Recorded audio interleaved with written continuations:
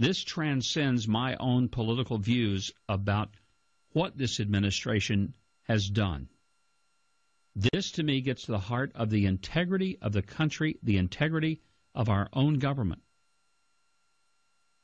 And when we believe that our government is lying to us deliberately to cover for themselves, and then when they cover things up and repeatedly lie to us and try to change the story by saying things that they know as they say it are not true, then they lose the right to govern.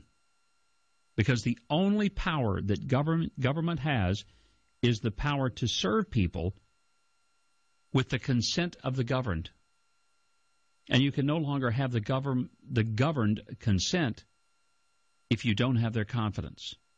And how can you have their confidence when you have lied to them repeatedly in an attempt to save yourself? And in this case, attempting to save yourself has resulted in the death of 4 Americans.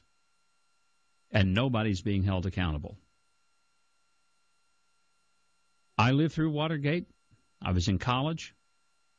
I remember very well all through that process, as it was the death of 1,000 cuts, and little by little information continued to eke out over a period of 3 years. And at first it did appear that it was a benign and insignificant break-in at the Democratic headquarters. It really wasn't that big of a deal. But the more we found out, the more we realized it was a big deal. And what made it a big deal was that it became increasingly obvious that there were people in very high places who were aware.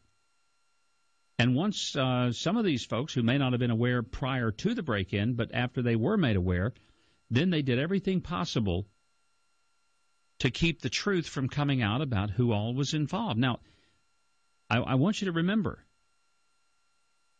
that after we went through the extensive hearings, both in the House and the Senate over Watergate, there came a point at which, as the Republicans began to jump ship and say we no longer can defend the president and this administration, they have done that which is wrong, there came the moment when Richard Nixon really had no choice but to resign his office.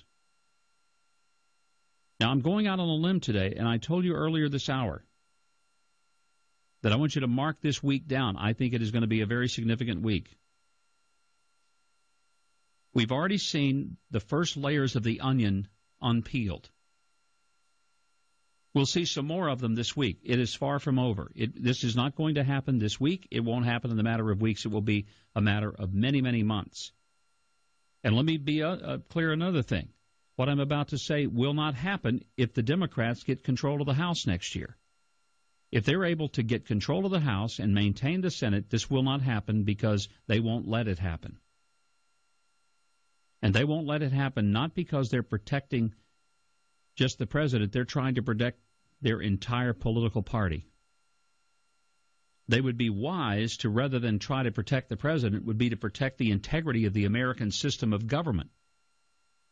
And that will save their party. Because if they try to protect the president and their party and do so at the expense of the truth, their president and their party will go down. Now, here's what I'm going to suggest will happen.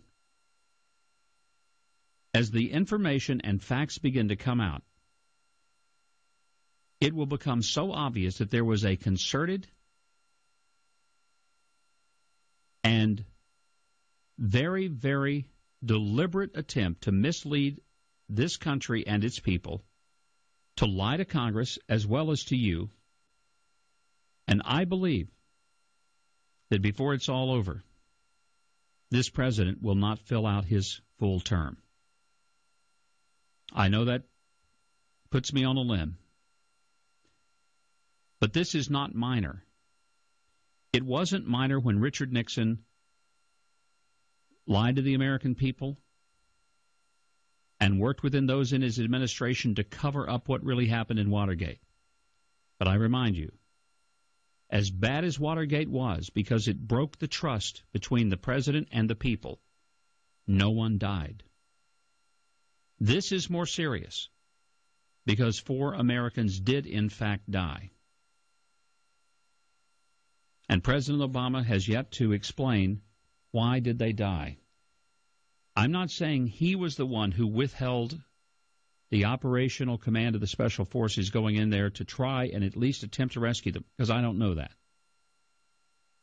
I don't know personally that Hillary Clinton was the person who said, do not pull the trigger on those Special Forces going in. I don't know who it was who foolishly tried to say, let's blame this on a YouTube video. Let's pretend that this was a mob so we don't have to acknowledge that al-Qaeda is not dead, did not die with Osama bin Laden in that safe house in Pakistan, that in fact terrorism is very much alive and we are still under great threat every single day from radical terrorism. I don't know who did that, but here's what I know. The highest levels of people in the United States government, all the way up to the president, knew that what they did tell us was not true, and they continue to tell it throughout an election season and beyond, and they've tried to change the subject, and when the facts come out, they will not be able to stand. They will have lost the right to govern. And of all the things with which I have disagreed with the president, policies about taxes and policies about foreign policy and about Israel and about the Second Amendment, all those things are political. This is not a political issue. This goes all the way to the heart of the integrity of the United States government.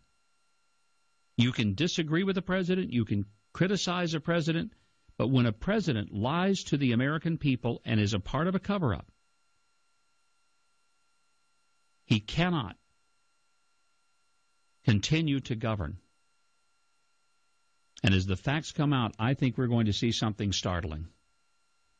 And before it's over, I don't think this president will finish his term unless somehow they can just delay it in Congress past the next 3.5 years. 855-840-4825. I'll take your thoughts and